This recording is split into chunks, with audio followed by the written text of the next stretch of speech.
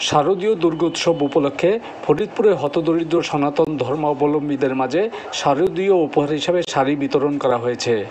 বৃহস্পতিবার সকালে ফরিদপুর সদর উপজেলার টেপুরকান্দি এলাকায় এফডিএর কার্যালয়ে এই উপহার সামগ্রী বিতরণ করা হয়।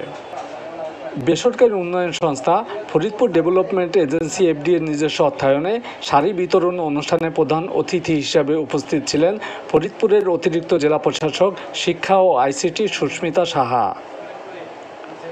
এফডিএর নির্বাহী পরিচালক আবু সাহের আলমের সভাপতিত্বে অনুষ্ঠানে অন্যান্যের মাঝে উপস্থিত ছিলেন এফডিএর প্রতিষ্ঠাতা আজহারুল ইসলাম, ফরিদপুর প্রেস ক্লাবের সাধারণ সম্পাদক মাহবুব পিয়াল প্রমুখ। পরে হতদরিদ্র শতাধিক হরিজন সম্প্রদায় ও সনাতন ধর্মাবলম্বীদের মাঝে শাড়ি বিতরণ করা হয়।